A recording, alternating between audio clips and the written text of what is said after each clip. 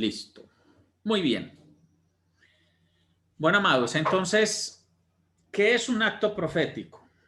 Aquí en mis notas escribí, para que no se me fuera la inspiración, apunté como el concepto que me da el Señor. Dice, son acciones que revelan la voluntad de Dios. Son manifestaciones proféticas no verbales que sirven para activar o establecer lo que el Eterno ha decretado. Entonces, cuando el Señor nos revela un acto profético, es una forma de profetizar no verbal. Entonces, tú no estás diciendo unas palabras, aunque no quiere decir que en los actos proféticos no se pueda hablar. A veces Dios muestra, mientras se está haciendo un acto profético, se va declarando una palabra que el Señor ha entregado. Listo. Esa es la manera en que se opera, o a veces el Señor simplemente dice, vaya, haga este acto profético y chao. Por ejemplo, cuando a David lo ungió el profeta Samuel, cuando lo mandaron llamar de entre las ovejas y que el profeta lo ungió, eso fue un acto profético. No es que fuera un acto incluso ceremonial que se practicara con frecuencia. Los actos proféticos son acciones muy específicas, aunque muchas personas fueron ungidas y la unción en sí misma es un acto profético, no era que lo hacían de manera automática o había un protocolo para ungir. Dios mandaba a los profetas a que ungieran a determinadas personas con determinados propósitos. Sabemos también que todos los que eran consagrados reyes y todos los que eran consagrados sacerdotes los ungían. A algunos que iban a ser después profetas también los ungían. Es un acto profético que en sí nos está mostrando un decreto de Dios. Sobre el que cae la unción, hay un decreto de respaldo de parte del Eterno. Ya es una forma de profetizar y anunciar que la mano de Dios está sobre esa persona, que el Señor ha tomado a esa persona como su instrumento, que esa persona está siendo consagrada, apartada para el Señor, y que el Espíritu Santo llenará a esa persona para los propósitos eternos.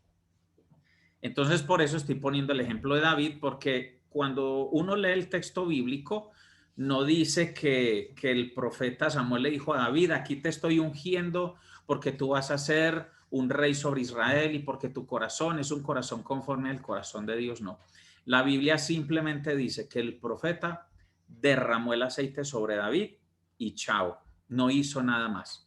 Entonces, a veces los actos proféticos son silenciosos, a veces no son silenciosos, a veces se hacen solo una vez, a veces son actos proféticos que se tienen que repetir con cierta periodicidad o tienen que durar cierta cantidad de tiempo, como ahorita vamos a leer en uno de los textos bíblicos. En fin, por ser actos proféticos, difícilmente pueden ser estandarizados, porque son 100% dirigidos por el Señor, como Él soberanamente los quiera mandar a hacer, conforme a su propósito y su soberanía. Entonces vamos a mirar algunos ejemplos en el Antiguo Testamento. Es donde más actos proféticos hay, y no solo en un solo libro de profetas, sino en diferentes libros de los profetas y del Antiguo Testamento hay actos proféticos. Yo escogí unos que me gustan mucho en lo personal, porque nos permiten identificar distintas cosas. Entonces vamos al primer libro de Reyes, capítulo 11. Primer libro de Reyes, capítulo 11. Voy a usar hoy la Biblia de las Américas. Primer libro de Reyes, capítulo 11. Este es el acto profético con el que yo empecé mis primeros pinitos de entendimiento y enseñanza. Ojalá a mí me hubieran dado una clase como esta sobre los actos proféticos. Es decir, como es algo en lo que vengo pensando años atrás, hoy por fin tengo como una predicación, una enseñanza más sólida al respecto. y vale la pena que tomen notas de los versículos, porque eso les va a permitir a ustedes poder compartir este tema con otras personas en el futuro. En el primer libro de Reyes, capítulo 11, versículos 29 al 37, vamos a leer primer libro de Reyes 11, 29 al 37. Todavía están ingresando personas aquí. Bueno, primer libro de Reyes, capítulo 11, versículos 29 al 37 dice: Y sucedió en aquel tiempo que cuando Jeroboam salió de Jerusalén, el profeta Ahías Silonita lo encontró en el camino. Ahías se había puesto un manto nuevo y los dos estaban solos en el campo. Entonces Ahías tomó el manto nuevo que llevaba sobre sí, lo rasgó en 12 pedazos y dijo a Jeroboam: toma para ti 10 pedazos, porque así dice el Señor, Dios de Israel: he aquí arrancar el reino de la mano de Salomón, y a ti te daré 10 tribus. Pero él tendrá una tribu por amor a mi siervo David y por amor a Jerusalén, la ciudad que he escogido de entre todas las tribus de Israel. Porque me han abandonado y han adorado a Astoret, diosa de los sidonios, a Chemos, dios de Moab, y a Milcom, dios de los hijos de Amón. Y no han andado en mis caminos para hacerlo recto delante de mis ojos y guardar mis estatutos y mis ordenanzas, como lo hizo su padre David. Sin embargo, no quitaré todo el reino de su mano, sino que lo haré príncipe todos los días de su vida por amor a mi siervo David, a quien escogí, el cual guardó mis mandamientos y mis estatutos. Pero quitaré el reino de mano de su hijo y te lo daré a ti, es decir, las 10 tribus. Y a su hijo daré una tribu para que mi siervo David tenga siempre una lámpara delante de mí en Jerusalén, la ciudad que yo he escogido para poner allí mi nombre. Y a ti te tomaré y reinarás sobre todo lo que deseas y serás rey sobre todo Israel. Entonces, por ejemplo, aquí tenemos un acto profético, llamémoslo mixto, es el acto profético más la profecía verbalizada. ¿Quién era Jeroboam? Jeroboam era un siervo de Salomón, era un hombre muy importante y muy allegado a Salomón. Entonces él se encontró en el camino con el profeta Ahías. Resulta que todos sabemos que Salomón no terminó muy bien su gobierno. Salomón se dedicó a la poligamia, a la sinvergüenza sexual, y en esa sinvergüenza sexual se dedicó a adorar a los dioses de sus concubinas y de sus amantes y de sus esposas, y contaminó a todo Israel. Entonces ya el Señor estaba profetizando que le quitaría el reino. Entonces resulta que cuando Salomón muere, todo el mundo pensaba que Roboam, su hijo, sería el rey sobre todo Israel, pero a través de este acto profético ya Dios estaba repartiendo el reino. Entonces es interesante porque aún la Biblia aclara que la capa que tenía Ahías puesta era una capa nueva, era un manto nuevo. Como quien dice, no es que el profeta lo rasgó porque el manto estaba viejo y bueno, como para deshacerse de él, no, el manto estaba nuevo, era una capa nueva. Y aquí intuyo, Alejandro Gil, yo intuyo que cuando a mí me hablan del manto, está hablando del talit, porque recordemos que los varones del Antiguo Testamento mantenían siempre el talit puesto. Eso era una ordenanza de parte del Señor.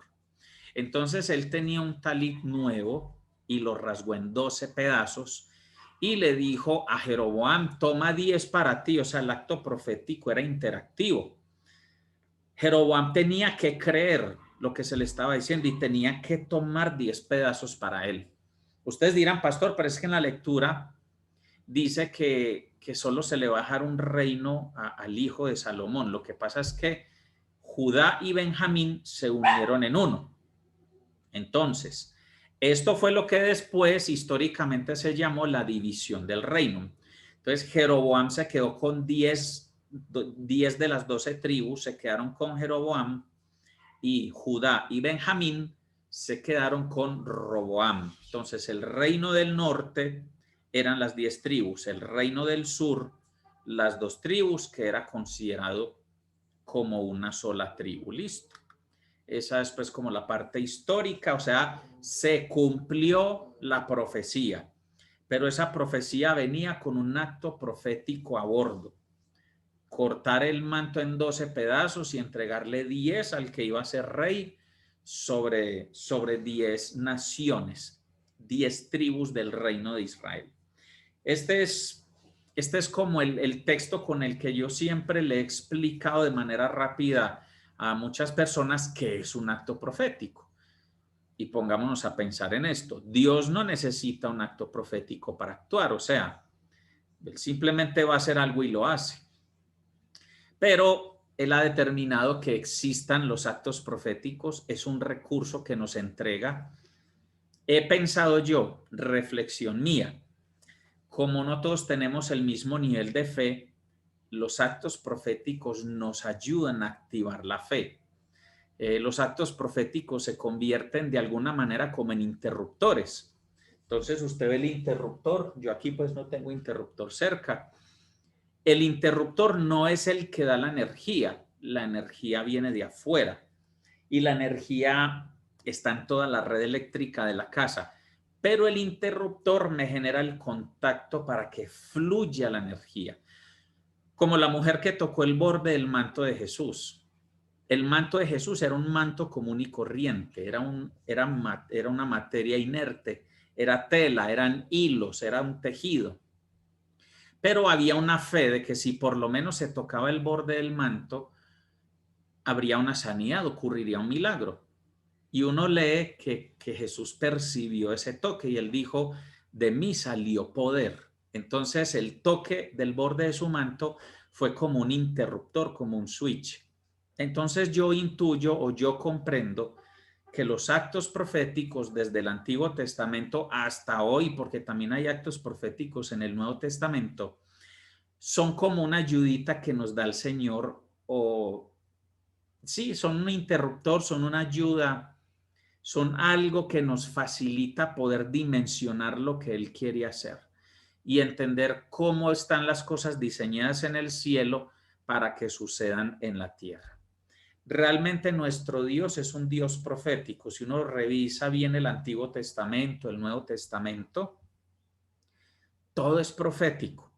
Por ejemplo, las 7 fiestas, las 7 convocaciones anuales, las 7 convocaciones santas, si usted las revisa, son actos proféticos, porque manifiestan un diseño del cielo.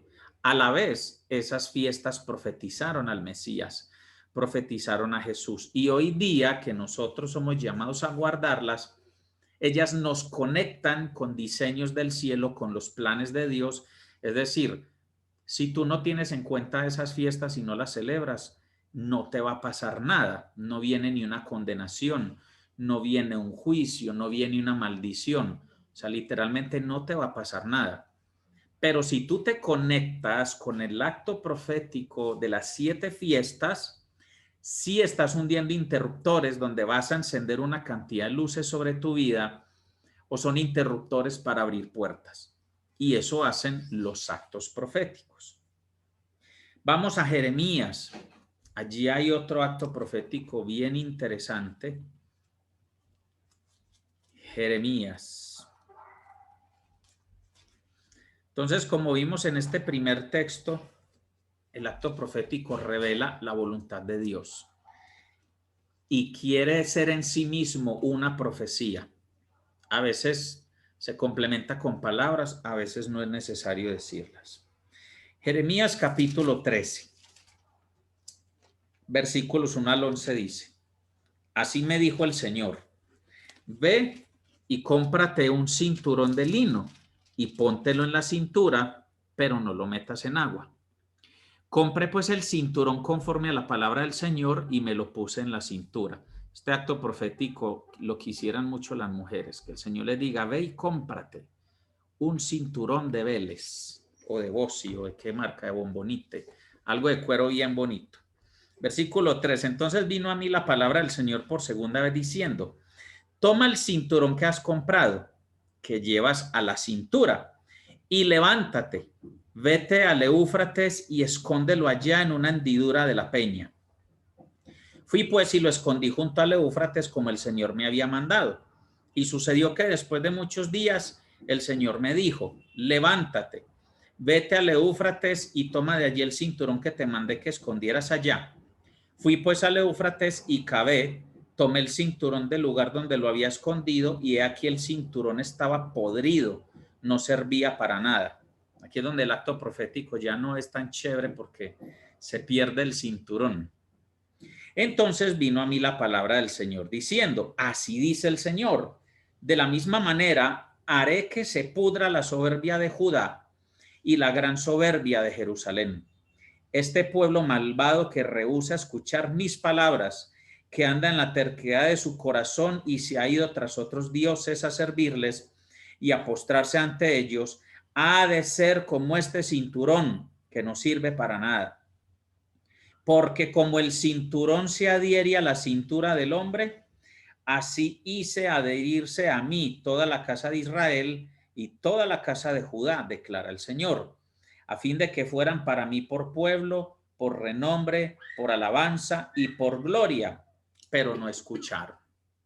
Entonces, pues es interesante porque el Señor sencillamente hubiera podido decirle a Jeremías, Jeremías, he aquí palabra para que la escribas. Voy a castigar la soberbia de Jerusalén y Judá, punto. Pero el Señor hace todo un proceso con el profeta y todavía no le revela para qué. Por ejemplo, este es un acto profético complejo porque era de seguir varias instrucciones, había que esperar varios días y después de seguir las instrucciones y esperar que pasaran los días, venía la revelación. Sin embargo, Jeremías aquí como tal no está recibiendo la orden de ir a decirle a Jerusalén y a Judá estas cosas. Él solo las está escribiendo porque este profeta registró todo lo que Dios le iba diciendo. Esto sería conocido después, pero en ese momento, miren que el acto profético tenía valor en sí mismo sin tener que hacer ningún anuncio a los demás. Hay otros actos proféticos que van de la mano con hacer un anuncio a las personas, tienen que ir y decir algo. Pero en este caso no. Por ejemplo, Jeremías 27, ese no lo vamos a ver, y es el que está en la imagen que publiqué en la página de Facebook de Sembradores. Jeremías tenía que hacer unos yugos de madera, uno grande y uno pequeño, un yugo y una coyunda, se llama eso. Y él tenía que profetizar a los israelitas, hablarles a ellos mientras tenía esa cosa puesta. Entonces era la combinación del acto profético y la palabra que tenía que ser proclamada. Pero vean que en este caso era solamente hacer el acto profético. Entonces el acto profético es una forma de conectar el cielo y la tierra. El acto profético es una forma de manifestar lo que dice la escritura. Hágase como es en el cielo, aquí en la tierra. Esto es muy tremendo porque cuando lo ponemos en práctica y cuando estamos sintonizados con Dios, por eso teníamos que haber visto primero sintonizados con Dios. Cuando estamos sintonizados con Dios, que me imagino que ya todos se vieron las dos prédicas, entonces estamos listos para recibir instrucciones del Señor en cómo hacer actos proféticos. Listo. Vamos a Ezequiel capítulo 4. Entonces miren que hemos visto diferentes personajes. Ahora vamos a Ezequiel 4. Es uno de los capítulos en los profetas más completo en el tema de actos proféticos. Vamos a leer despacio porque este capítulo 4 también tiene un proceso complejo. A ver que sin tinto no hay palabra.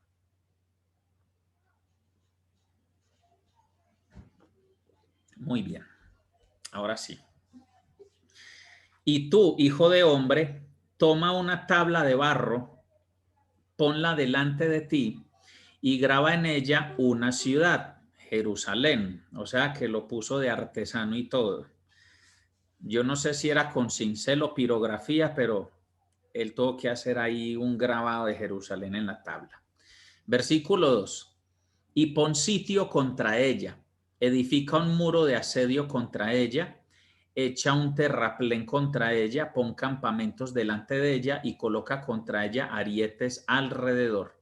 Entonces toma una sartén de hierro y colócala como un muro de hierro entre ti y la ciudad. Dirige tu rostro hacia ella y quedará bajo sitio. Tú la sitiarás. Esta es una señal para la casa de Israel. Mire qué interesante. Básicamente le dijo, haga una maqueta de lo que va a suceder. O sea, esto parece un juego de niños. Entonces tiene ahí la tabla, grabe a Jerusalén, hágale unos muros, haga un sitio, o sea, rodéela para atacarla y ponga la sartén y como cuando los niños armábamos, aquí poníamos soldaditos, tanques de guerra, casitas, así. Solo que en este caso, el hacer eso ya está estableciendo la voluntad de Dios y ya se está profetizando algo muy tremendo. Versículo 4. Entonces miren tan complejo todo esto que le mandó el Señor a Ezequiel. Y tú acuéstate sobre el lado izquierdo y pon sobre él la iniquidad de la casa de Israel. Por el número de días que estés acostado sobre él, llevarás su iniquidad. Porque yo te he asignado un número de días igual a los años de su iniquidad. 390 días. Tú cargarás pues con la iniquidad de la casa de Israel. Cuando los hayas cumplido, te acostarás por segunda vez, pero sobre el lado derecho, y llevarás la iniquidad de la casa de Judá. Te la he asignado por 40 días, un día por año. Entonces dirigirás tu rostro y tu brazo desnudo hacia el sitio de Jerusalén y profetizarás contra ella. He aquí te ataré con cuerdas para que no puedas volverte de un lado a otro hasta que hayas cumplido los días de tu sitio. Que nos libre el Señor de un acto profético así. Ay, ay, ay. Que el Señor le diga a Juan, Juan, te quedarás sentado en la casa una semana completa, mirando para el suelo. Y te ataré para que no conduzcas el taxi en esos días ni hagas cosa alguna. Sigamos leyendo. Versículo 9. Y tú toma trigo, cebada, habas, lentejas, millo y centeno. Ponlos en una vasija y hazte con ellos pan, conforme al número de días que estés acostado sobre tu lado. 390 días lo comerás. Esta se la pusieron muy tremenda. A punta de pan de semillas, 390 días. El alimento que comas será de 20 ciclos de peso por día. Lo comerás de tiempo en tiempo.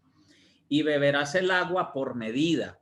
La sexta parte de un hin la beberás de tiempo en tiempo. Comerás torta de cebada, habiéndola cocido sobre excrementos humanos a la vista de ellos. Entonces el Señor dijo, así comerán los hijos de Israel su pan inmundo entre las naciones donde yo los arrojaré. Y yo le dije, o sea, está hablando el profeta, y yo le dije, Señor Dios, he aquí nunca me he contaminado, porque desde mi juventud hasta ahora nunca he comido animal muerto o despedazado, ni jamás ha entrado en mi boca carne inmunda. Entonces él me dijo, mira, te concedo que prepares tu pan sobre estiércol de vaca en lugar de sobre estiércol de sobre excremento humano. Me dijo además, hijo de hombre, he aquí voy a romper la provisión de pan en Jerusalén y comerán el pan por peso y con angustia y beberán el agua por medida y con terror, para que al escasear el pan y el agua se aterren unos a otros y se consuman en su iniquidad. Note que no le dio la orden al profeta de decirle a ellos lo que iba a suceder, sino que en el secreto de su casa, acostándose sobre el lado izquierdo 390 días y sobre el lado derecho 40 días, y comiendo este pan de tiempo en tiempo y bebiendo el agua de tiempo en tiempo, era la forma de establecer en la tierra el juicio que él tenía para ellos. Mire que esto fue un acto profético de los que yo le decía ahora, sin necesidad de proclamar absolutamente nada, simplemente haga el acto profético y a través del acto profético se establece un juicio. Gracias a Dios que el oficio profético ahorita, después del Nuevo Testamento, ya ha cambiado. Por ejemplo, el profeta Isaías le mandaron un acto profético muy difícil, que fue caminar desnudo durante 3 años por las calles. O sea, él tenía que salir desnudo. Y eso era para anunciar una condición en la que iba a quedar el pueblo de Dios por su infidelidad, por su idolatría, por todo. Era un juicio de Dios, pero el profeta era el que tenía que profetizarlo saliendo desnudo a la calle. En fin, creo que el Espíritu Santo es muy bueno con nosotros y ya hoy día los actos proféticos, entre comillas, son más sencillos. Bueno, vamos al segundo libro de Reyes, capítulo 2. Vamos a seguir viendo actos proféticos. Vuelvo a recordarles, esto no son todos los actos proféticos del Antiguo Testamento, son solo algunos. Estos son unos ejemplos de actos proféticos que hay. Segundo libro de Reyes, capítulo 2, versículos 19 al 22. Dice, entonces los hombres de la ciudad dijeron a Eliseo, he aquí ahora el emplazamiento de esta ciudad es bueno, como mi señor ve, pero el agua es mala y la tierra estéril. Y él dijo, traedme una vasija nueva y poned en ella sal. Y se la trajeron.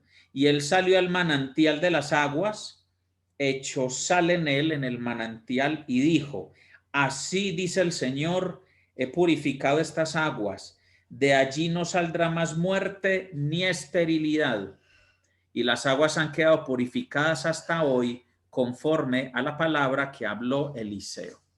Este es un pasaje muy tremendo porque este es un acto profético para ministrar sanidad. En este caso, ministró sanidad en la tierra y en las aguas. Quitó de la tierra la esterilidad, quitó la muerte, la enfermedad, lo malo que brotaba de esa tierra. De hecho, les tengo un dato curioso. Hasta hoy ese manantial existe. Hace poco un amigo del Perú me mandó un link de un video, yo se los reenvío ahorita, donde muestra allá en Tierra Santa dónde queda ese manantial y eso brota y brota, eso es como una llave ahí y brotan las aguas constantemente y ahí dice que es el lugar donde ocurrió el milagro del profeta Eliseo. Este es un acto profético que Dios nos lo ha mostrado para ministrar personas en el tema de sanidad física, liberaciones espirituales, algunas cosas de sanidad interior, pero es por orden del Espíritu Santo. No es que yo tengo aquí la libreta, digo, bueno, voy a mirar actos proféticos, a ver, vamos a hacer este. No, eso son cosas que el Espíritu Santo muestra y lo hacemos y tienen un efecto poderoso. Entonces note que este es un acto profético que va combinado con una declaración verbal. Él tiene que lanzar la sal a los manantiales, a la tierra, pero él suelta una palabra que el Señor ya le dio en su espíritu, porque tampoco dice, y el Señor le dijo, no, simplemente nos está narrando el texto lo que hizo el profeta. Entendemos que fue el Señor el que le habló en su espíritu y por eso él sabía, así dice el Señor. Voy a repetir, he purificado estas aguas y de allí no saldrá más muerte ni esterilidad. Gloria al Señor. Sigamos revisando actos proféticos del Antiguo Testamento. Segundo libro de Reyes, capítulo 13. Ahí mismo en el segundo libro de Reyes, capítulo 13. Este fue el último trabajo profético del profeta Eliseo. Vamos a escuchar.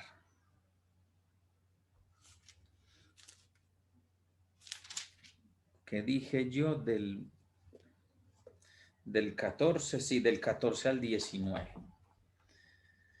Cuando Eliseo se enfermó con la enfermedad de la cual había de morir, Jehoás, rey de Israel, descendió a él y lloró sobre su rostro y dijo: Padre mío, los carros de Israel y sus hombres de a caballo. Es decir, él estaba clamando por su ejército. Y Eliseo le dijo: toma un arco y flechas. Y él tomó un arco y flechas. Entonces dijo al rey de Israel: pon tu mano en el arco. Y él puso su mano sobre el arco.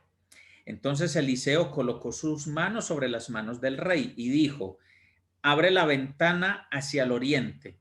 Y él la abrió. Entonces Eliseo dijo: tira. Y él tiró, o sea, lanzó la flecha. Tira, y él tiró. Y Eliseo dijo: flecha de victoria del Señor y flecha de victoria sobre Aram, porque derrotarás a los arameos en Afec hasta exterminarlos. Entonces añadió: toma las flechas. Y él las tomó. Y dijo al rey de Israel: golpea la tierra. Y él la golpeó 3 veces y se detuvo. Y el hombre de Dios se enojó con él y dijo: deberías haber golpeado 5 o 6 veces. Entonces hubieras herido a Aram hasta exterminarlo. Pero ahora herirás a Aram solo 3 veces. Y murió Eliseo y lo sepultaron. Bueno, ese fue el último trabajo profético, según la Biblia, que Eliseo hizo antes de morir. ¿Por qué se enojó Eliseo? Vamos a anotar el detalle. Porque este acto profético está compuesto de 2 actos proféticos. Pero en el primer acto profético, Eliseo lanza una palabra y de hecho él profetiza la victoria total sobre los arameos. Él dice: tú los vas a exterminar. Pero dice que añadió la tarea, esta segunda tarea profética de tomar las flechas y golpear el suelo con las flechas. Entonces resulta que el rey solo golpeó 3 veces. El profeta tenía entendimiento de que debía golpear muchas veces para que la parte número 2 del acto profético afianzara la parte número 1 del acto profético. Entonces, sencillamente, esto pues da para discutir muchas cosas, pero el mal procedimiento profético del rey de Israel dañó lo que el profeta dijo en un principio, de que Aram iba a ser exterminado. Entonces, ya al haber golpeado la tierra solo 3 veces con las flechas, el profeta se molestó y le dijo: vea, hombre, es que usted debió haber golpeado siquiera unas 5 o 6 veces. Como solamente golpeó 3 veces, entonces usted solo le va a ganar 3 batallas a los arameos, pero no los va a exterminar del todo. Esta historia pues también nos deja una enseñanza que la hemos compartido en ocasiones, y es que cuando el Señor nos entrega algo para hacer, a veces creemos que si lo hacemos una vecesita, 2 o 3, ya fue suficiente. Pero a veces para tener la victoria completa necesitamos hacerlo más veces. Por eso esta es una de las razones por las que orando por sanidad, a veces hemos orado 1 vez, 2 veces, 3 veces, 4, 5. Hay personas por las que hemos orado mucho, o en una sola sesión de oración oramos y oramos y oramos.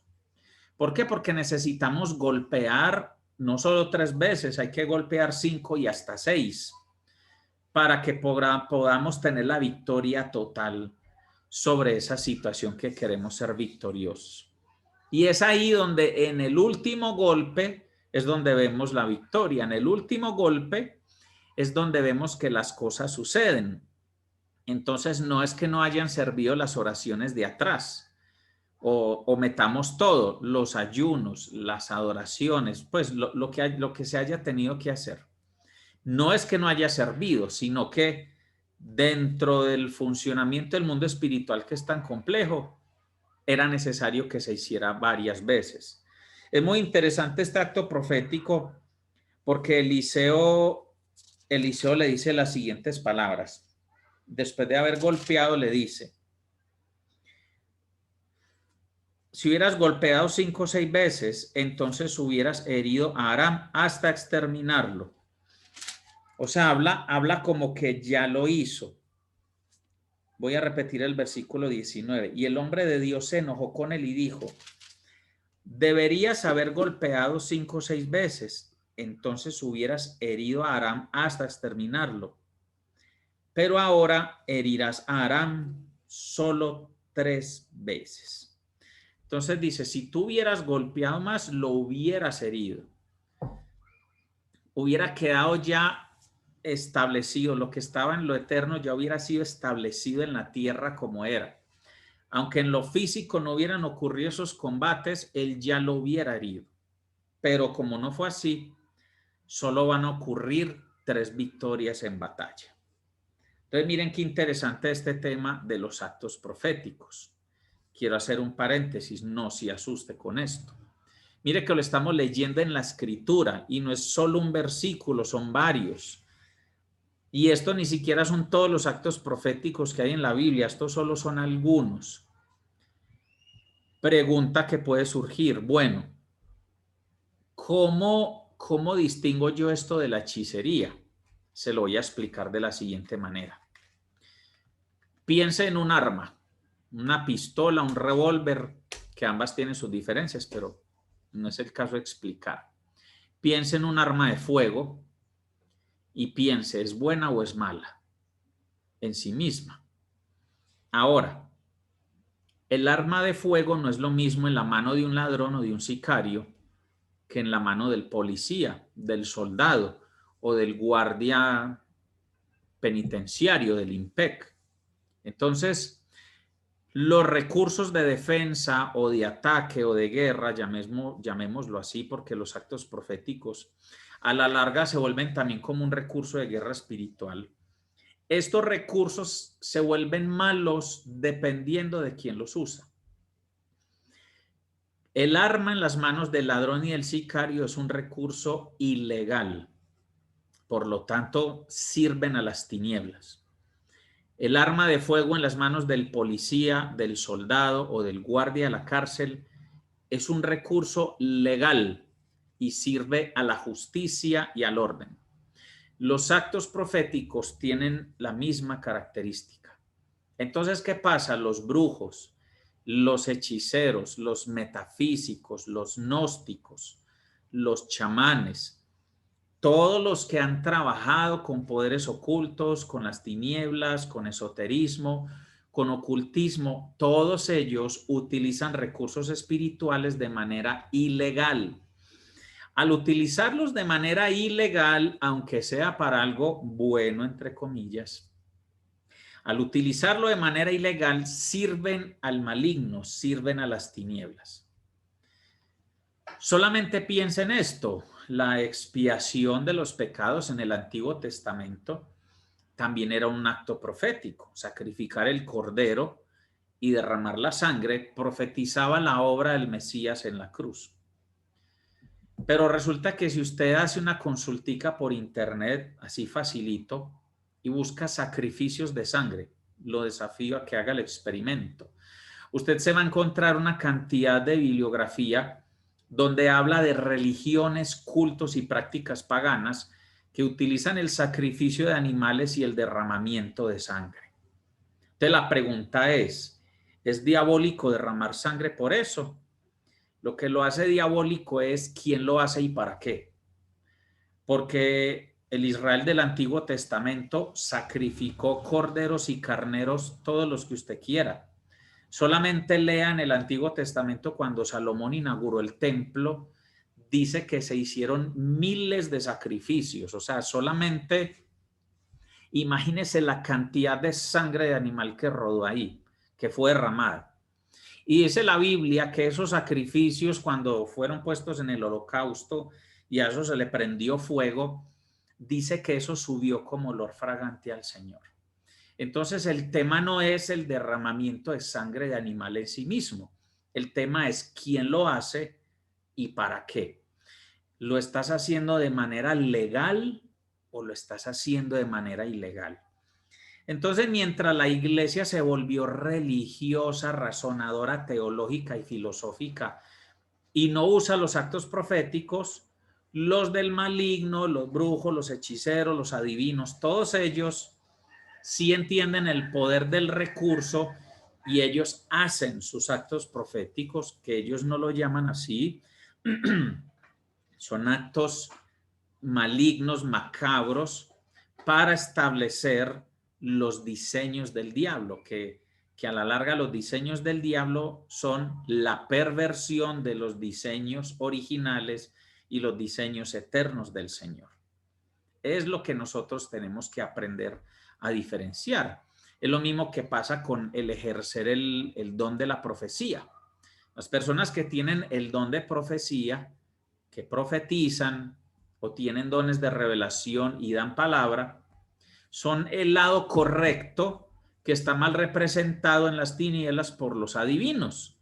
Entonces las personas que leen la mano, el tabaco, la carta astral o te leen los ojos, eso leen todos los botones de la camisa, qué sé yo, el chocolate, el tinto, la aromática, leen todo.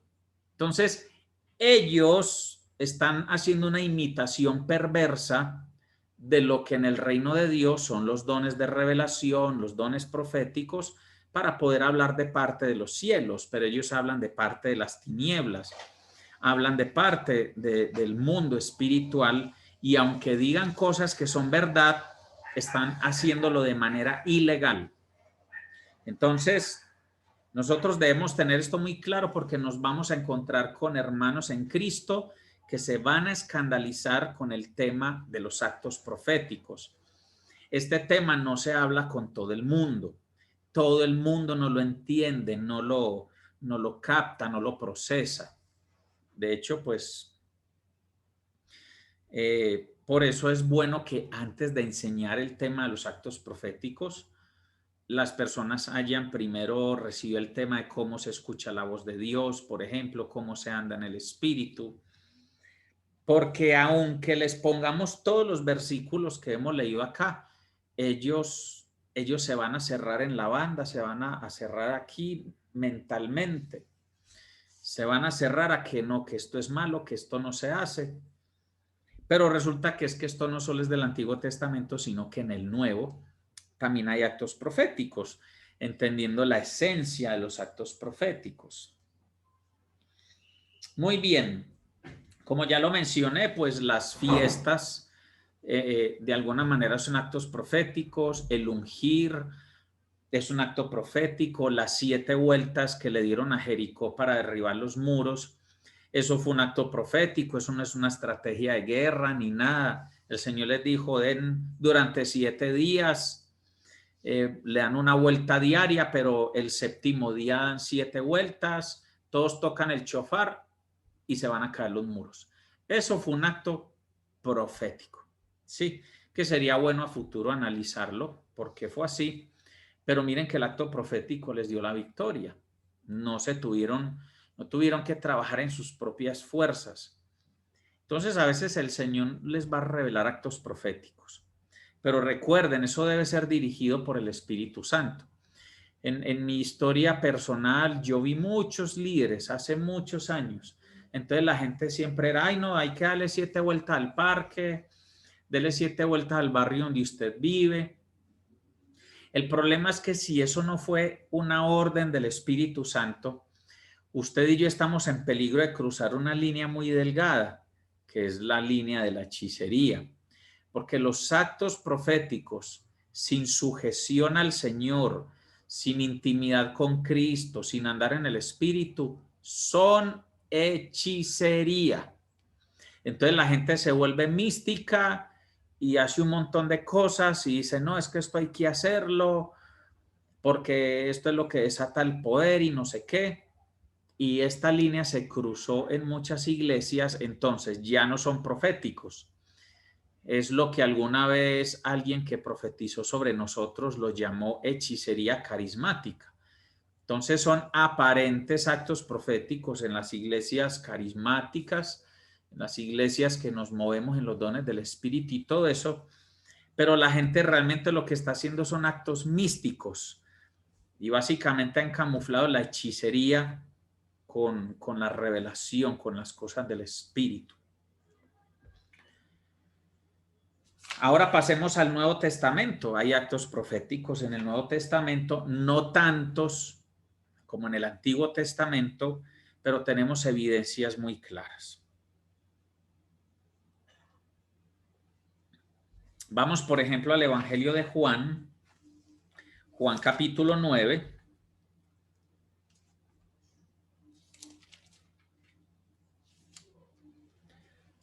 Juan capítulo 9.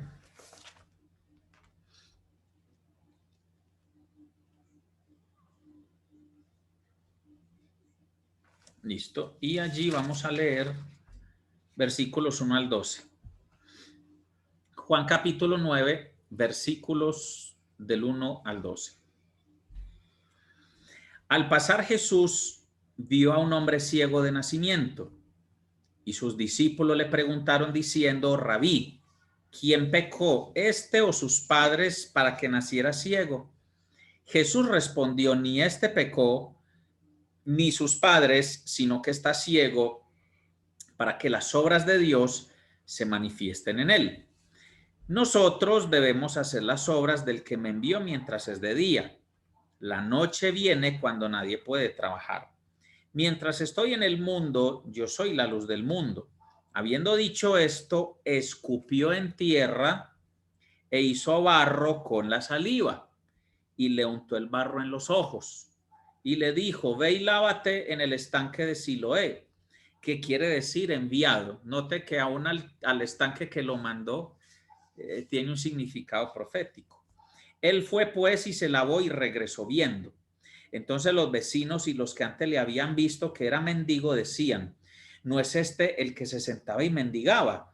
Unos decían: él es. Y otros decían: no, pero se parecía a él. Él decía: yo soy. Entonces le decían: ¿cómo te fueron abiertos los ojos? Él respondió: el hombre que se llama Jesús hizo barro, lo untó sobre mis ojos y me dijo: ve al Siloé y lávate. Así que fui, me lavé y recibí la vista. Y le dijeron: ¿dónde está él? Él contestó: no sé.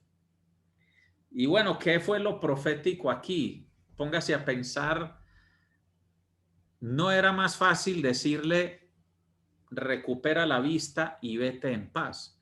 O tocarlo, porque Jesús a muchos los tocó y ellos se sanaban. Entonces, aquí hay un texto clave que nos muestra en qué consistió el acto profético de Jesús. Vamos a volver a leer el versículo 6. Dice: habiendo dicho esto, escupió en tierra e hizo barro con la saliva y le untó el barro en los ojos. Vamos a Génesis capítulo 2. Vamos a Génesis capítulo 2. Dice en el versículo 7: entonces el Señor Dios formó al hombre del polvo de la tierra y sopló en su nariz el aliento de vida, y fue el hombre un ser viviente. Es interesante el versículo 7 porque está precedido por los siguientes dos versículos, o sea, el 5 y el 6, obvio, pero vamos a leerlos. Y aún no había ningún arbusto del campo en la tierra, ni había aún brotado ninguna planta del campo, porque el Señor Dios no había enviado lluvia sobre la tierra, ni había hombre para labrar la tierra. Pero se levantaba de la tierra un vapor que regaba toda la superficie del suelo. O sea que el suelo estaba humidificado, porque dice que ese vapor que salía de la tierra regaba todo el suelo. Son los dos versículos que anteceden esto. Y entonces luego dice: entonces el Señor Dios formó al hombre del polvo de la tierra y sopló en su nariz el aliento de vida. Básicamente en este acto profético, Jesús, recuerda que lo profético anuncia lo que viene del cielo o lo eterno en la tierra. Y recuerde que Jesús, como el Hijo de Dios, Él es eterno y Él estuvo en la creación, porque el texto dice: hagamos al hombre a nuestra imagen y semejanza. Y en Hebreos dice que el Hijo, hablando de Jesús, que Él fue el que todas las cosas se crearon por Él y por medio de Él, y que Él sustenta la creación con la palabra de su poder. Entonces, este acto profético consistió en demostrar con el acto profético el poder creativo de Dios en Cristo, donde así como se formó el primer hombre de la tierra, que seguro estaba humidificada y por eso pudo moldearlo, de la misma forma le creó lo que le faltaba en sus ojos porque era ciego de nacimiento. Le faltaba alguna estructura de sus ojos o le faltaban los globos oculares, es posible, porque las personas dicen, ¿quién te abrió los ojos? ¿Quién te los abrió? Posiblemente él mantenía los párpados caídos. O si le faltaba alguna estructura del globo ocular, como algunos ciegos, uno los ha logrado ver que no se les ve el iris, no se les ve pupilas, una mancha. Entonces Jesús proféticamente forma, así como formó al hombre, formó los ojos o los tejidos faltantes, y ya cuando él se lava, tiene ojos nuevos y queda tan distinto que otras personas decían, es que se parece a él. Pues claro, la gente cambia mucho según la apariencia de sus ojos. Entonces puede uno pensar que esto, más que una sanidad sobrenatural, esto fue un milagro creativo, pero hizo el milagro creativo a través de un acto profético que mostraba la creación, el poder creativo de Dios. Entonces, en este caso, el acto profético sirvió para una sanidad, para un milagro creativo, un milagro biológico se provocó a través de un acto profético. Entonces, miren lo interesante de los actos proféticos, porque cuando andamos en el Espíritu, cuando andamos en santidad, cuando queremos revelación bajo la motivación correcta, el Señor nos puede regalar actos proféticos que nos servirán para establecer cosas aquí en la tierra como son en el cielo, para sanidades físicas, para milagros, incluso para liberaciones espirituales, para temas de sanidad interior, etcétera.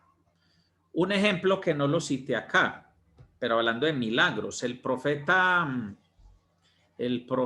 Elías fue utilizado para producir un milagro financiero a través de un acto profético, que era un acto de obediencia. Entonces recuerden la viuda a la que le dice, bueno, usted haga el favor y me hace primero de comer a mí y consiga todas las jarras que pueda conseguir. Entonces, proféticamente ya estaba anunciando abundancia y ella consiguió jarras de barro prestadas y todo eso se llenó de aceite, milagrosamente. Entonces, siempre los actos proféticos van de la mano con la palabra fe. La fe siempre está ligada a la palabra fidelidad, que de hecho fe y fidelidad vienen de la misma raíz. Y siempre fe estará conectada a la palabra obediencia. Entonces, hacer actos proféticos no es una cosa así tan folclórica, sí, como hacer recetas de cocina. Entonces, tú necesitas avanzar en fe, en fidelidad al Señor y en obediencia. Cuando tú te mueves en el Espíritu, es más fácil tener fe, es más fácil ser fiel y es más fácil ser obediente. Vienen los actos proféticos y tú te paras en fe, en que lo que estás haciendo como un acto profético vino de Dios y producirá lo que Dios ha decretado.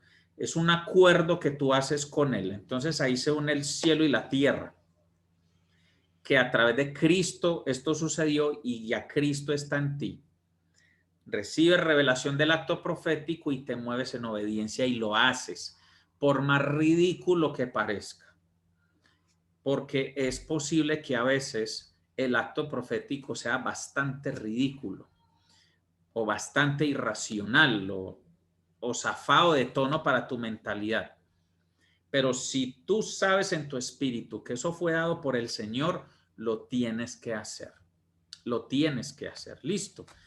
Y eso desata, se detona el interruptor, el switch, y se libera fe y poder, y van a suceder las cosas que están enmarcadas dentro de ese acto profético.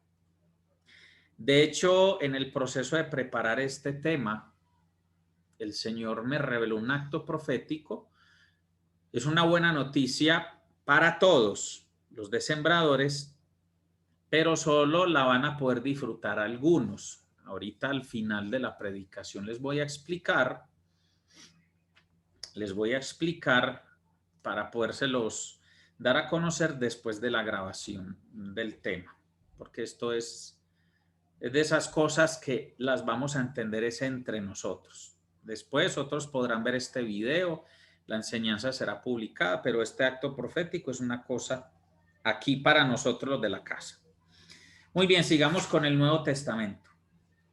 Hechos capítulo 21, vamos a Hechos de los Apóstoles, capítulo 21. Allí vamos a ver un acto profético, literalmente acto profético. Vamos a mirar los versículos 10 y 11. Y deteniéndonos allí varios días, descendió de Judea cierto profeta llamado Agabo, quien vino a vernos y tomando el cinto de Pablo, se ató las manos y los pies y dijo: así dice el Espíritu Santo, así atarán los judíos en Jerusalén al dueño de este cinto y lo entregarán en manos de los gentiles. Entonces, este fue un acto profético no muy amable, pues lo que se está anunciando no es muy amable, pero era parte de esas cosas que tenían que suceder.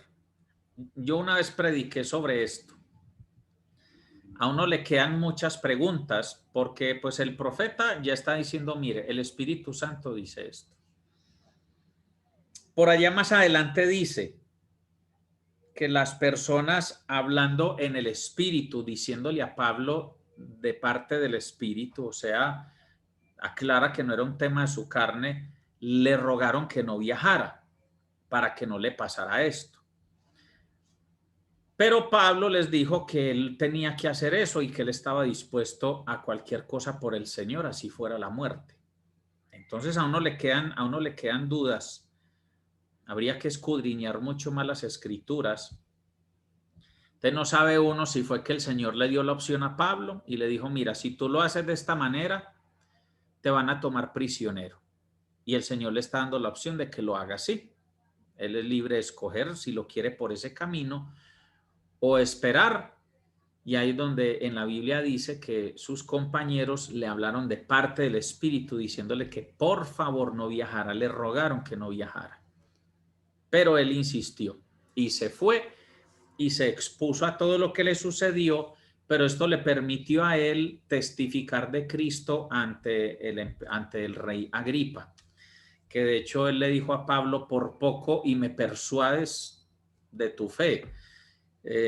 Pablo cumplió muchos propósitos en sus prisiones, en sus dificultades, entonces, bueno, no sabe uno de pronto cuál era el diseño original del Señor. El caso es que aquí vemos a un profeta del Nuevo Testamento haciendo un acto profético, porque los actos proféticos le dan cierta intensidad al mensaje, hace que el mensaje quede muy arraigado. Y a Pablo pues le quedó muy claro a través de este acto profético el mensaje que le estaba mandando el Espíritu Santo. Y vamos a dos actos proféticos del Antiguo Testamento, del Nuevo Testamento, perdón, que son mis favoritos porque son dos actos proféticos muy poderosos que la iglesia los tiene que vivir siempre. Hasta la segunda venida de nuestro Señor Jesucristo, estos dos actos proféticos, que en la Biblia no dice actos proféticos, pero ya sabemos por todo lo que hemos estudiado, son actos proféticos porque establecen en la tierra un diseño del cielo, un decreto de Dios, un propósito eterno. Romanos capítulo 6. Romanos capítulo 6. Y vamos a leer los versículos del 1 al 11. Romanos 6 del 1 al 11 dice: ¿qué diremos entonces?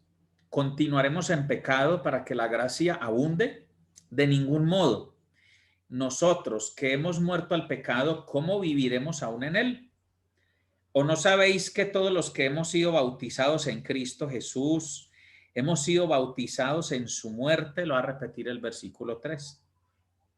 ¿O no sabéis que todos los que hemos sido bautizados en Cristo Jesús, hemos sido bautizados en su muerte?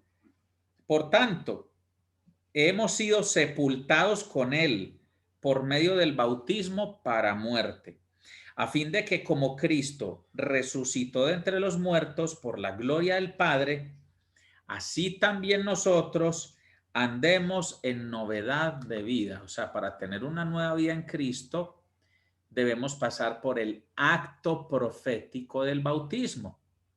Y el acto profético nos conecta con una realidad eterna, una realidad espiritual, que fue la muerte de Jesús y la resurrección de Jesús. Versículo 5. Porque si hemos sido unidos a Él en la semejanza de su muerte, ciertamente lo seremos también en la semejanza de su resurrección, sabiendo esto, que nuestro viejo hombre fue crucificado con Él, para que nuestro cuerpo de pecado fuera destruido, a fin de que ya no seamos esclavos del pecado, porque el que ha muerto ha sido libertado del pecado. Y si hemos muerto con Cristo, creemos que también viviremos con Él, sabiendo que Cristo, habiendo resucitado entre los muertos, no volverá a morir. Ya la muerte no tiene dominio sobre Él, porque en cuanto Él murió, murió al pecado de una vez para siempre. Entonces está hablando de Cristo. Pero en cuanto vive, vive para Dios. Y escuche cómo remata esto. Así también vosotros, consideraos muertos para el pecado. O sea, nos pone en paralelo con lo que vivió Cristo en su muerte.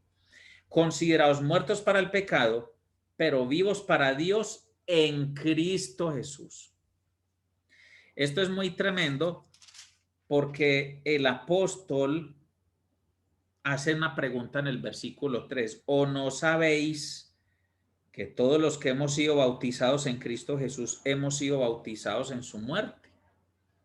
Esto nos demuestra una cosa que es importante para esto de los actos proféticos.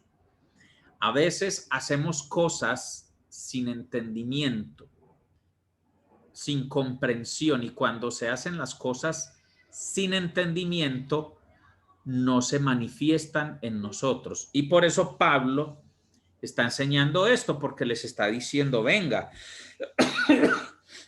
es que el hecho de que estemos en la gracia no es que sigamos pecando. ¿O es que acaso ustedes no saben? Les está hablando como personas que pasaron por el bautismo, que ese es otro tema largo, porque la palabra bautismo no habla solamente del ritual cristiano de entrar al agua, salir. Es un término realmente que tiene un origen en el griego, y la palabra quiere decir muchas cosas, que no es obligatoriamente ser sumergidos en agua, ¿cierto? Pero aquí claramente nos están hablando de las personas que se bautizaron en el nombre de Jesús, porque se hace el símil de que usted muere, es sepultado y vuelve y sale. Y así es como se hace en el bautismo. Usted se sumerge y allá muere y usted tiene que volver a salir. Esto me hace acordar también de otro acto profético para sanidades que Eliseo le mandó a un hombre llamado Naamán, que ni siquiera lo atendió en persona, y Naamán estaba enojado, un hombre que tenía lepra, y Eliseo le mandó decir con su asistente, vaya, dígale que se meta al Jordán 7 veces, o sea, que haga 7 inmersiones, y ya eso es todo. O sea, le dio la herramienta. Y voy a aprovechar esto como pastor para decirles, cuando los pastores, aquí en Sembradores o de la congregación, que sean los cristianos que después vean esta enseñanza, cuando un pastor, profeta, evangelista, maestro, apóstol, en fin, como quiera, cuando un ministro le diga, mira, te pongo esta tarea de parte del Señor. Haga la tarea, no subestime las instrucciones, porque estamos acostumbrados al intervencionismo, es decir, es que si el pastor o el profeta o el apóstol no viene aquí y me pone las manos y me abraza y me dice, entonces no va a pasar nada, no. El profeta Eliseo le mandó decir a Naamán con su asistente, vaya al río Jordán y sumérjase 7 veces. No le dijo nada más, ni salió a orar por él, nada. Le dijo, vaya, haga esto. Naamán no lo iba a hacer. Y sus siervos le dijeron, pero señor, no se enoje. ¿Antes no le parece mejor? Se la puso muy fácil. Le mandó a hacer algo tan sencillo que nada pierde con intentarlo, ¿cierto? Y Naamán fue y obedeció partiendo de ese sentido común. Se sumergió 7 veces y quedó sano de la lepra. ¿Cuántas veces ustedes y yo, por no obedecer instrucciones que aunque no nos hayan dicho que son actos proféticos, a la larga son actos proféticos esas instrucciones, y por no obedecerlas nos hemos perdido de la sanidad, de la liberación, de la restauración, de la consolidación, de lo que sea que el Señor ha querido hacer? Nos perdemos de eso porque subestimamos la tarea y nos parece que eso fue una bobada. Entonces a veces el pastor dice, mira, el Señor me muestra que tienes que orar con el Salmo 103 durante una semana. Entonces, como eso no suena tan ungido, tan guau, tan poderoso, usted llega y el primer día ora con el Salmo 103 y dice, ay, pero pues no sentí nada, no pasó nada, y ya, y no lo vuelve a hacer. Y resulta que lo que el Espíritu Santo estaba entregando era un acto profético, una tarea profética, una tarea que revela la voluntad de Dios, que tiene un propósito, y por no hacerla, paila, ¿cierto? Se la perdió. Entonces, esto también nos deja una lección bien importante. Amados, el bautismo en agua, tanto como lo llamamos el bautismo de iniciación, ¿cierto? Llamémoslo así, en el que uno declara su fe en el Señor, que uno muere y resucita en Cristo, tanto ese bautismo como los otros bautismos que hemos practicado, que son para renovarnos espiritualmente, para ser ministrados, para ser avivados o para sanidades físicas, todas esas inmersiones en agua, aún rociamientos con agua, basados en Ezequiel 36. Eso es muy poderoso, son actos proféticos muy poderosos, muy importantes. Entonces los animo a que ahorita el 15 de agosto, que nos vamos a reunir en la finca Oreb, se animen a entrar a las aguas. Algunos de ustedes de pronto dicen, no, yo hace 15 años en una iglesia que estuve, yo ya me había bautizado. Recuerde que hay cosas que se hicieron sin entendimiento. Y cuando nosotros entramos a las aguas con entendimiento, con una mentalidad profética, cuando el pastor que ministra el bautismo al otro, o el hermano en Cristo que le ministra el bautismo al otro, cuando somos personas con entendimiento profético, ministramos fe a través de esa inmersión en el agua o de ese rociamiento del agua. Y la experiencia es totalmente distinta, totalmente distinta. O sea, realmente depende mucho de la fe y el entendimiento profético del que bautiza al otro, del que lo sumerge. Entonces los animamos a que para el 15 de agosto vayan a las aguas los que nunca se han bautizado, como lo que leemos en Romanos 6, para morir y resucitar con Cristo, y los que después de su bautismo de iniciación han pasado 1 año, 2 años, 3 años, han vivido procesos difíciles, han vivido procesos de enfermedad, opresión espiritual, todo el que haya sido aporreado en los últimos tiempos, le recomendamos mucho ser ministrados en las aguas. Listo. Ahora vamos al segundo acto profético del Nuevo Testamento que la iglesia siempre debe tener presente. Vamos a 1 Corintios capítulo 11.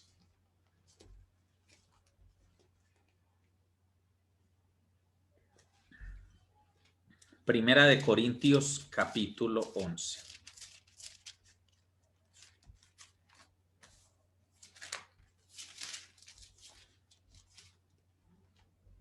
Ok, vamos a los versículos 17 en adelante.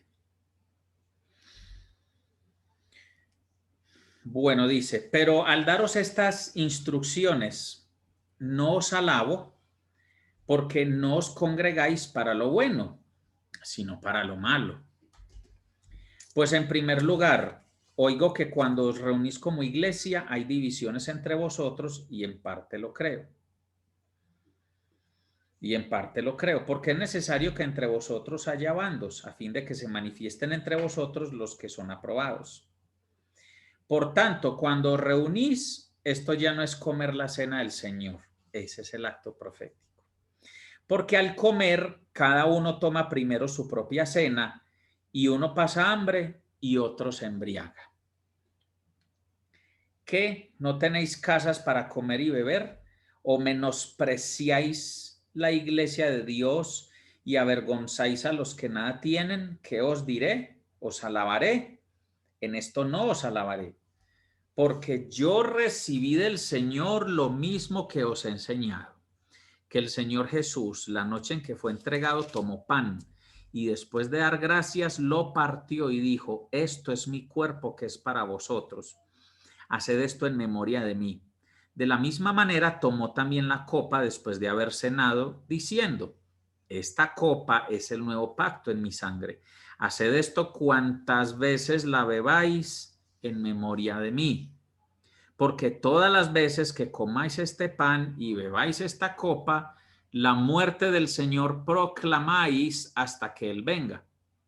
De manera que el que coma el pan o beba la copa del Señor indignamente será culpable del cuerpo y de la sangre del Señor. Por tanto, examínese cada uno a sí mismo y entonces coma del pan y beba la copa. Porque el que come y bebe sin discernir correctamente el cuerpo del Señor, come y bebe juicio para sí. Este es un texto que claramente nos habla de entendimiento. Entonces los actos proféticos no se pueden hacer como recetas. 3 pizcas de esto, 4 pizcas de aquello y una cucharada de lo otro y para adentro. No, no es una receta.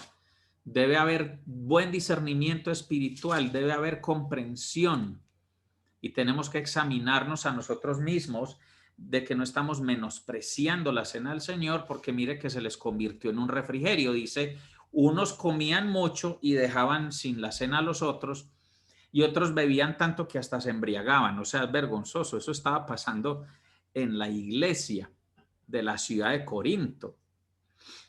Entonces, es tremendo porque verso 29, lo vuelvo a leer, dice, porque el que come y bebe sin discernir correctamente el cuerpo del Señor, come y bebe juicio para sí. Versículo 30 me impacta mucho.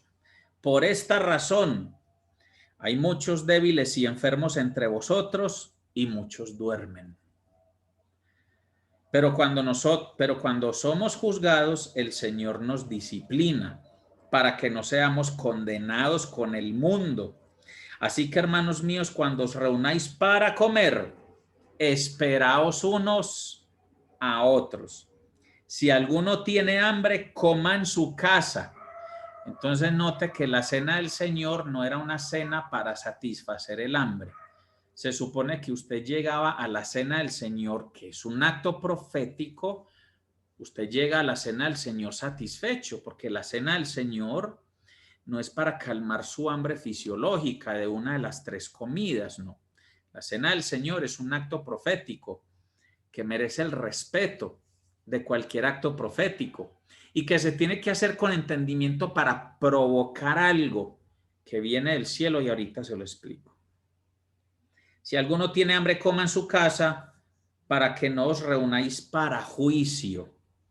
Los demás asuntos los arreglaré cuando vaya. ¿Cómo les iría a los de la ciudad de Corinto? Estos corintios eran fregados, y eso que estaban llenos del Espíritu, hablaban en lenguas, tenían dones.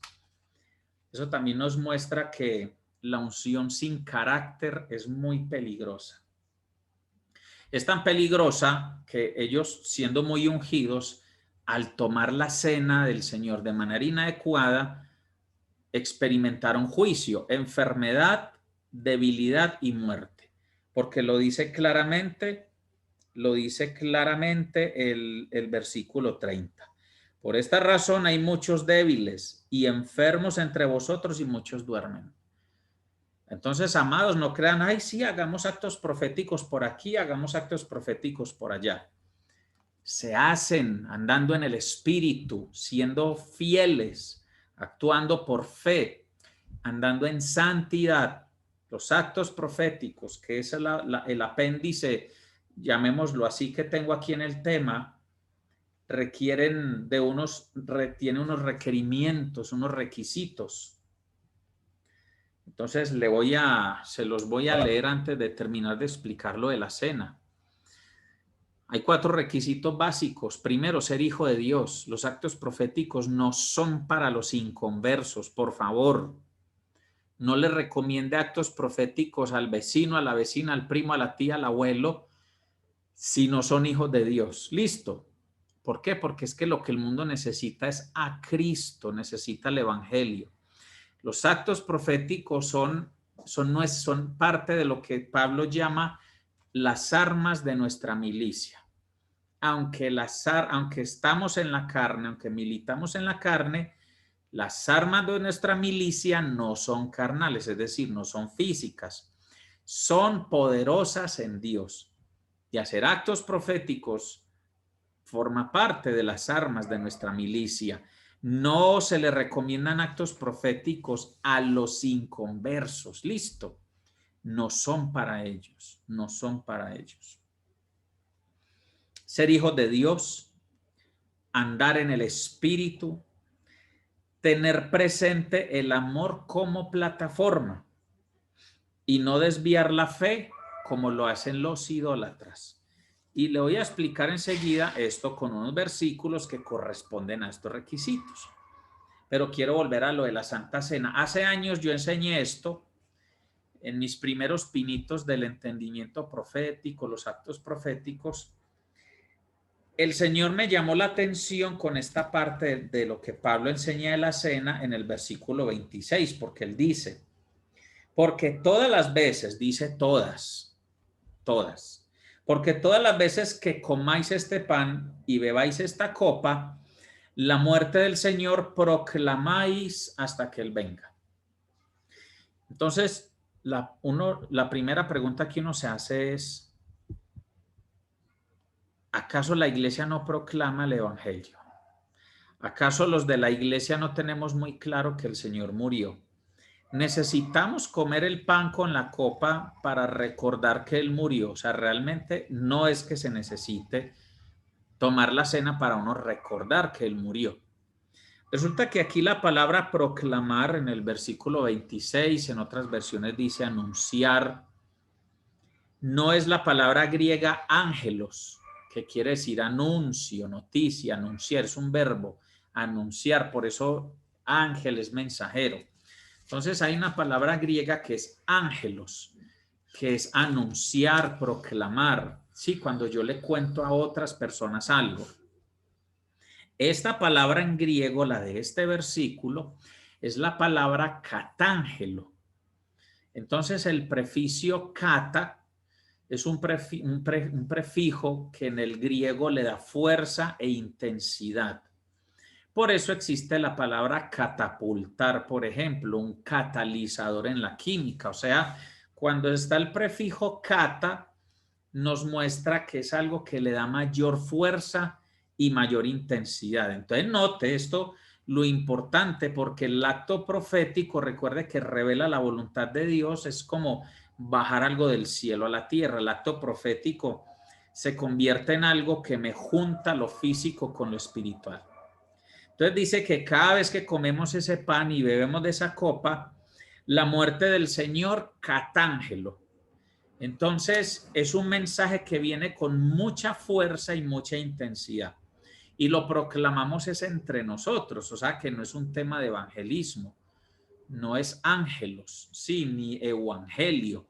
La palabra griega de evangelio es catángelo. Es una proclamación entre nosotros, es para establecer algo entre nosotros. La palabra catángelo también nos dice que es una proclamación que se hace con autoridad, como que viene algo de arriba para abajo. Para que me lo entienda, es un tema de, sabemos que hay una representación de autoridad y poder de lo que está encima de otra cosa. Y la palabra catángelo en griego, como en toda su amplitud, nos habla de cuando se da un mensaje que tiene que ver con un nivel superior y de autoridad, y que ese mensaje se da a los de abajo. Entonces, básicamente, aunque la palabra en castellano que ponen es proclamamos la muerte del Señor hasta que Él venga, estamos estableciendo proféticamente la muerte del Señor en medio de nosotros. Estamos bajando ese decreto de Dios sobre nuestras vidas. Y por eso el interés de parte del Señor que sigamos tomando la cena, para que toda la implicación eterna y espiritual de su muerte y su resurrección se manifieste en nosotros. Tomar la Santa Cena con entendimiento es una forma de rendirnos a Él y decirle: quedamos bajo el poder de tu muerte y tu resurrección. Y dice, hasta que Él venga. O sea, necesitamos hacer esto hasta que Él venga por segunda vez. Ya cuando Él vuelva, esto no se va a necesitar, ni el bautismo en agua, ni los 9 dones del Espíritu, ni los 5 ministerios, nada de eso se va a necesitar. Pero mientras tanto, todo esto se necesita.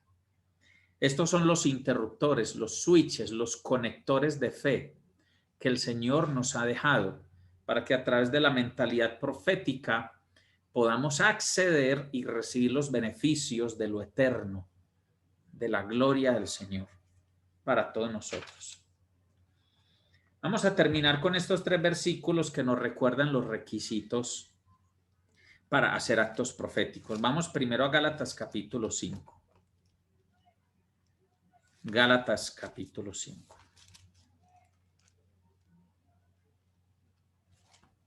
Entonces recuerden que les dije que necesitamos ser hijos de Dios y necesitamos andar en el Espíritu. Si usted no tiene esos 2 requisitos juntos, sus actos proféticos no serán actos proféticos, serán hechicería, aunque le den resultado. Recuerde que la hechicería no es carreta, es real, se mueven poderes reales y pasan cosas sobrenaturales reales, pero de manera ilegal de parte de las tinieblas, y eso establece juicio sobre los que lo hacen y sobre los que se benefician de eso. Gálatas capítulo 5 versículos 16 al 25 dice: digo pues, andad por el Espíritu y no cumpliréis el deseo de la carne. Recuerden, yo primero ando en el Espíritu para gobernar sobre la carne. No es que primero gobierno mi carne para poder andar en el Espíritu. Eso nunca va a pasar. Usted y yo tenemos que buscar andar en el Espíritu para que podamos ejercer dominio sobre la carne. Verso 17, porque el deseo de la carne es contra el Espíritu y el del Espíritu es contra la carne. Pues estos se oponen el uno al otro, de manera que no podéis hacer lo que deseáis. Pero si sois guiados por el Espíritu, no estáis bajo la ley. Ahora bien, las obras de la carne son evidentes, las cuales son, 2 puntos, inmoralidad, impureza, sensualidad, idolatría, hechicería, enemistades, pleitos, celos, enojos, rivalidades, disensiones, sectarismos, envidia, borracheras, orgías y cosas semejantes, contra las cuales os advierto, como ya os lo he dicho antes, que los que practican tales cosas no heredarán el reino de Dios. Mas el fruto del Espíritu es amor, gozo, paz, paciencia, benignidad, bondad, fidelidad, mansedumbre, dominio propio. Contra tales cosas no hay ley. Pues los que son de Cristo Jesús han crucificado la carne con sus pasiones y deseos. si vivimos por el Espíritu, andemos también por el Espíritu, que son dos cosas diferentes. Amados, actos proféticos, mejor dicho, todo lo profético, todo lo del Espíritu, pero siendo específicos en el tema de hoy, actos proféticos, no se meta con ellos si primero no se metió con el Espíritu Santo. Si usted no anda por estos días en el Espíritu, no se las dé de sabiondo, creyendo que el Señor le ha revelado un acto profético como arma de su milicia espiritual para propósitos espirituales. Le aconsejo que primero, ¿cómo es que dice uno? Primero resete la máquina, refrésquese, entre en la presencia de Dios, empiece otra vez a andar en el Espíritu, empiece otra vez a orar en lenguas, a leer la Biblia, a adorar. Ya cuando usted esté andando en el Espíritu y sintonizado con Dios, recomiendo esa enseñanza, está en este canal de YouTube donde va a quedar este video. Cuando esté sintonizado con Dios, ahí sí dígale, Señor, si hay algún acto profético que yo pueda hacer para esta situación o para aquella, por favor muéstrame un acto profético. Yo muchas veces le he preguntado al Señor en ciertas cosas y yo, Señor, si hay un acto profético para hacer, muéstramelo, por favor. Porque personalmente los valoro mucho y yo ya he visto cada que por fe yo hago un acto profético. Con mi esposa hemos hecho actos proféticos. Cuando hacemos actos proféticos por fe, hemos visto la manifestación. Mejor dicho, y no se imaginan el acto profético que viene para bendición de la iglesia. Ese se lo voy a decir ahorita. Segundo versículo, 1 Corintios 14:1, un versículo del que yo hablo mucho, pero es que es un principio que no se nos puede olvidar en nada. No hay avance profético si usted no se mueve en este texto. Apréndaselo de memoria. 1 Corintios 14:1 dice, procurad alcanzar el amor. Básico. Por eso aquí en los requisitos, por eso hay que ser hijo de Dios y andar en el Espíritu. El otro requisito decía tener presente el amor como plataforma. Entonces, tiene que ver con esto, procurad alcanzar el amor, pero también desead ardientemente los dones espirituales. O sea, si usted es una persona que no le importa mucho los dones del Espíritu y estas cosas, ¿sabe qué? Pues entonces también metan un sobre el tema de los actos proféticos y guárdelo en un cajón. Porque esto realmente funciona para los que estamos apasionados por el Espíritu Santo y deseamos ardientemente los dones espirituales y que hemos estado procurando alcanzar el amor. El amor va primero y luego viene el deseo ardiente de los dones espirituales. Además, acuérdese que hay un don que es el don de palabra de sabiduría. Los que tienen ese don se mueven mejor en los actos proféticos porque los reciben muy fácil, los visualizan, los entienden, entonces van y los aplican. Listo. Y el versículo termina diciendo, sobre todo que profetizáis, o sea, busquen el amor, deseen ardientemente los dones espirituales, sobre todo que profeticéis. Porque es que a la larga el acto profético es para eso, para profetizar, para establecer en la tierra lo que se dice en el cielo. Entonces, si a usted como que no le suena mucho eso de profetizar, de bajar las cosas del cielo a la tierra, aprovechando que en Cristo esto ya se unió cielos y tierra, pues entonces no se meta con los actos proféticos. Pero si a usted le gusta lo profético, entonces este tema es para usted. Ahora, en mi caso, el tema de los actos proféticos fue como la rampa por la que yo pude ascender a todo el tema del desarrollo profético. Pero tenía claro que yo anhelaba esto, o sea, yo procuraba el amor, estaba deseando los dones espirituales. Entonces, a través de los actos proféticos, el Señor me fue formando y me fue mostrando el mundo profético. hasta que, gloria a Dios, hace 3 años tuvimos esta oportunidad de viajar a los Estados Unidos a nuestro primer entrenamiento profético. Listo. Y el tercer versículo, este es muy tremendo. Vamos al segundo libro de Reyes. Segundo libro de Reyes. Yo creí que esta prédica se iba a ir más cortica, pero bueno. Estamos en una temporada de avance profético, así que no nos vamos a poner delicados ni nada de eso. Lo que queremos es reino y revelación y bendición y todo. Segundo libro de Reyes, capítulo 18. Antes de leer donde vamos a leer, le voy a narrar rápidamente una historia. Esta historia está en Números capítulo 21 para que después la lea. Anote por ahí Números 21. Los israelitas se quejaron de su andar en el desierto y toda la cosa y empezaron a quejarse del Señor, con seguridad blasfemaban y todo. Y el Señor se enojó y liberó serpientes abrasadoras sobre todos, y a los que mordían las serpientes, ellos se morían. Una mortandad horrible rápido. Entonces Moisés clamó al Señor y le dijo: Señor, ¿qué hago? ¿Por qué está pasando esto? El Señor tuvo misericordia y le dijo a Moisés un acto profético. Le dijo: tienes que hacerte una serpiente abrasadora y ponerla en un asta, y levantas el asta, la clavas, y todo el que haya sido mordido por la serpiente, si se queda mirando el asta con la serpiente, sanará y no morirá. Y así sucedió. Clavaron el asta. Más adelante en la Biblia entendemos que fue hecha de bronce. O sea que eran unos duros para trabajar el bronce, porque imagínense, mientras la gente se estaba muriendo, y ahí rápidamente había que moldear una serpiente y ponerla en un asta. Y la gente se salvó y no murió.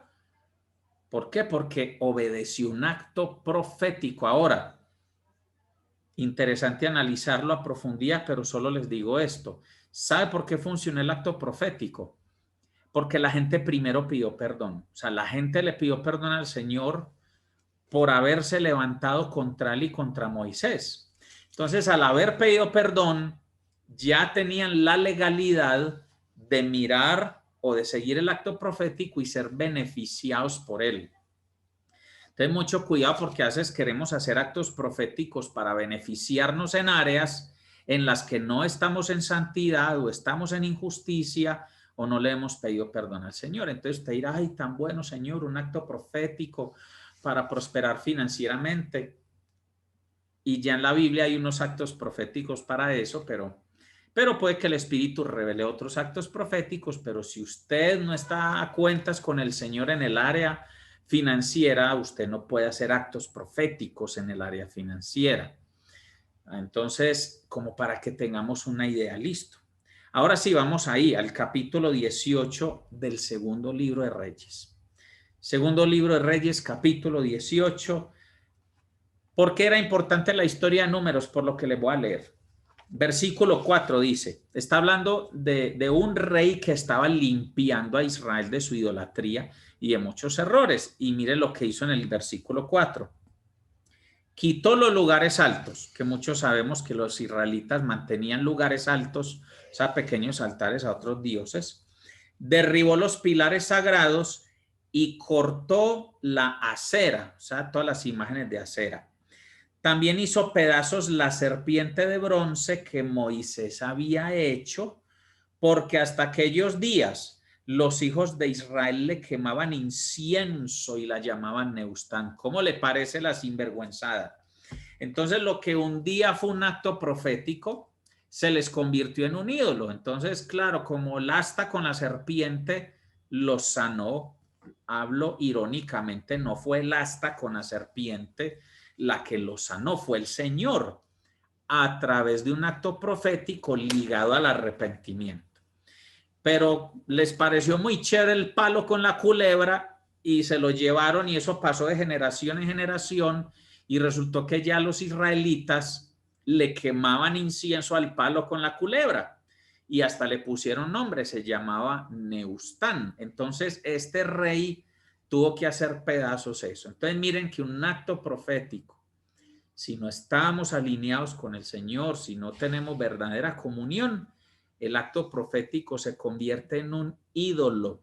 Entonces, imagínense, el tema del acto profético hay que manejarlo con seriedad y con unción en el espíritu para que no se nos convierta en hechicería o idolatría, que las dos las leímos juntas en las obras de la carne, en Gálatas 5, y aparecen en el mismo renglón: idolatrías, hechicerías. Entonces ahí se nota la cosa, ¿cierto? Mucho cuidado. Actos proféticos no van bien con carnalidad. Fijo, ya usted va a caer en un juicio por hechicería o por idolatría, para que lo tengamos claros. Y esta frase final que escribí aquí en mi cuadernito profético, porque este tema no se me puede perder: los actos proféticos son parte del propósito original de Dios. ¿Y cuál es ese propósito original? Cielos y tierra unidos. Porque cuando en el jardín del Edén estaban Adán y Eva, eso era una dimensión mixta. Ahí realmente había acceso a lo eterno, al cielo. Ahí estaba todo junto. Entonces, los actos proféticos son una ayuda que nos da el Señor para que nosotros experimentemos esa mezcla de los cielos y la tierra en una unidad a través de Cristo. ¿Usted no le parece que esto es muy tremendo? Saber que algo que yo haga físicamente me conecta con algo que está en la eternidad, que el Espíritu Santo me diga, bueno, el acto profético esta noche es abrir el libro y declara: así dice el Señor, se abre el libro de la vida de todos ustedes para que conozcan su propósito de una manera profunda. Pues un ejemplo, no estoy diciendo que estoy haciendo. Entonces, el solo hecho de pensar que si yo creo eso que escuché de Dios y lo hago y soy fiel y tengo fe y obedezco y hago esto, va a ocurrir algo. Mejor dicho, va a ocurrir, no, ya ocurrió en lo eterno, pero cuando yo hago así, se manifiesta en la tierra y por eso se cumple: hágase como es en el cielo, aquí en la tierra. Es muy tremendo. Y por eso es que lo que atemos en la tierra será atado en el cielo, o lo que desatemos en la tierra será desatado en el cielo. Porque el acto profético se convierte en una cosa en doble vía. Hay actos proféticos que el Señor nos dará para que en la tierra atemos y se ate también en los cielos. Pero bueno, no voy a seguir ya diciendo más. Creo que fue suficiente por hoy para que entendamos. Vamos entonces a tomar la cena con este entendimiento de que la Santa Cena es un acto profético. Listo. Es un acto profético. Manifiesta la muerte de nuestro Señor Jesucristo, pero la establece en nosotros. Esto es muy poderoso.